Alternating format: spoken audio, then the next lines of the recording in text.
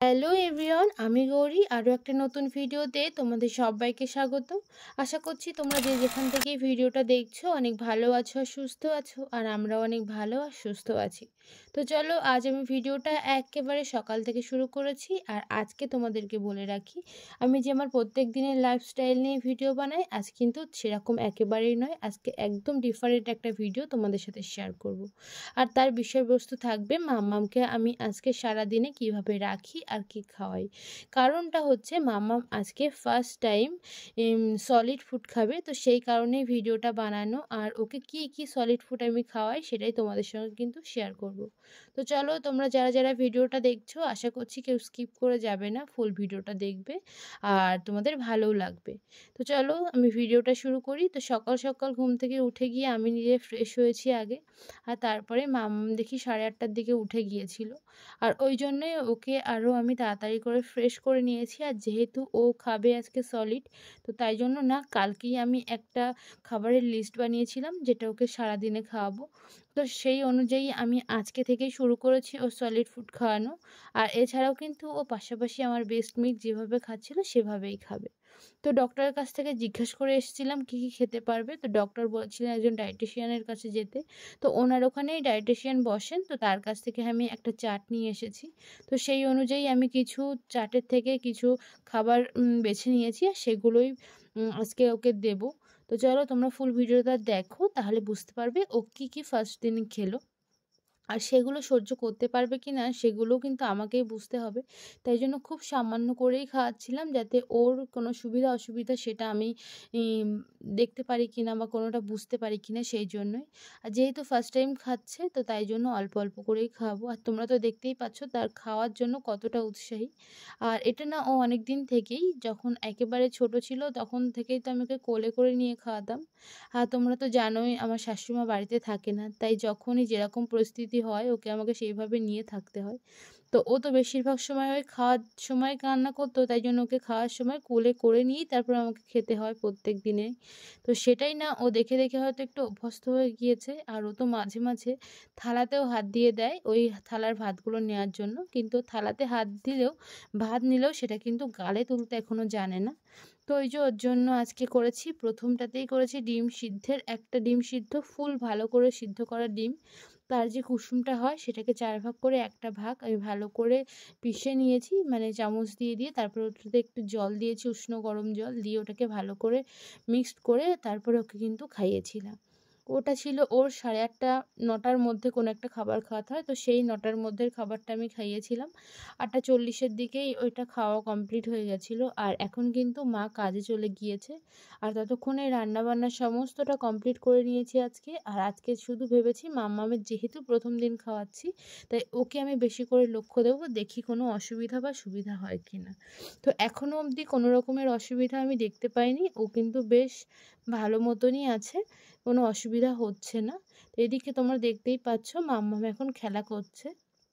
আর জানো তো ওই যে খাওয়ানোর পরে সকালবেলাটায় বেশ ঠান্ডা হাওয়া হাওয়া বইছিল। আর যেহেতু আমরা বারান্দাতে আমাদের যে খাটিয়াটা আছে সেখানে ওকে শুয়েছি, তাই আমি ভাবলাম যে ওকে একটুখানি সোয়েটার পরিয়ে শুয়ে দিই। আর ও তো দেখতেই পাচ্ছ ও উল্টানোর চেষ্টা করছে, আর এটা কিন্তু বেশ 4-5 দিন ধরে চেষ্টা করছে দেখছি। 2-1 বার তো ও কান্নাও করছে। তো এই যে ওর চেষ্টা কিন্তু ব্যর্থ হবে না আশা করছি। আর তোমরা দেখতে থাকো ও কীভাবে উল্টাতে পারে। ও এখনও উল্টাতে শেখেনি, কিন্তু চেষ্টাটা ভীষণভাবে করে। আর ওর একটা খুব খারাপ অভ্যাস, সেটা হচ্ছে আমি ওকে যতই বিছানার মাঝখানে দিয়ে যাই, ও ঠিক বিছানার কোণাতে চলে যাবে, একেবারে খাটের যেখানে ফাঁকা আছে সেইখানে। তাই জন্যেই বড় বালিশটা দেওয়া, যাতে ও ওইদিকে পাস করে না চলে যেতে পারে। একদিন তো এরকম করতে করতে একেবারে খাটের কোণায় চলে গেছিলো, আমি তো ভয়তে মানে আমার জীবন শেষ এরকমের একটা বিষয় হয়ে গেছিলো। তো ওই জন্য দেখো আজকে কিন্তু মাম্মি ভালো করে ওর চারিদিকটা একদম পুরো ঘিরে দিয়েছে, আর আমি বসেও ছিলাম, দেখি ও কী করে। আর এটা কিন্তু দেখতে ভীষণ মজা লাগছিল, বারবার চেষ্টা করছিল, ব্যর্থ হচ্ছিল, কান্না করছিল, আবারও থেমে যাচ্ছে, কিন্তু তারপরেও কিন্তু চেষ্টা কমেনি। তো চলো, তোমরা আশা করছি আমার ভিডিওটা ভালো লাগবে, দেখবে। তো ওই জন্যই আজকে আমি ভিডিওটা বানিয়েছি, তোমরা কিন্তু ফুল ভিডিওটা দেখো। আর যারা, যারা এখনো পর্যন্ত আমার ভিডিওটা দেখে আমার চ্যানেলটিকে সাবস্ক্রাইব করোনি, তারা, তারা অবশ্যই করে আমার চ্যানেলটিকে সাবস্ক্রাইব করো। আমার বন্ধু হয়ে যাও। আর আমার প্রত্যেকটা ভিডিও তোমাদের দেখার সুযোগ করে দাও বা তোমাদের কাছে পৌঁছে দেওয়ার আমার সুযোগ করে দাও। তো তারপরেই না ওকে আমি খাইয়েছিলাম একটা কলা। একেবারে এটা খাইয়েছি 11:30টার সময়। কারণ এটা আমি করেছিলাম গ্রেটারে, প্রথমে একটু গ্রেট করে নিয়েছি। আর এটা ও প্রথমেই যখন আমি কুসুমটা খাইয়েছিলাম ওটা চামচ দিয়ে খাইয়েছিলাম, ও একদম খেতে চায়নি। তো তাই জন্য ভাবলাম যে এবারে আমি ভালো করে হাত ধুয়ে এসে এই যে আমি এটা খাওয়াবো ওকে। আর ও দেখলাম হাতে করেই বেশ ভালো খেয়ে নিল। প্রথম দিন বলে হয়তো খেলো, কি বুঝতে পারলাম না। ও কিন্তু হাতে করে কলাটা বেশ ভালোই খেয়ে নিয়েছিল।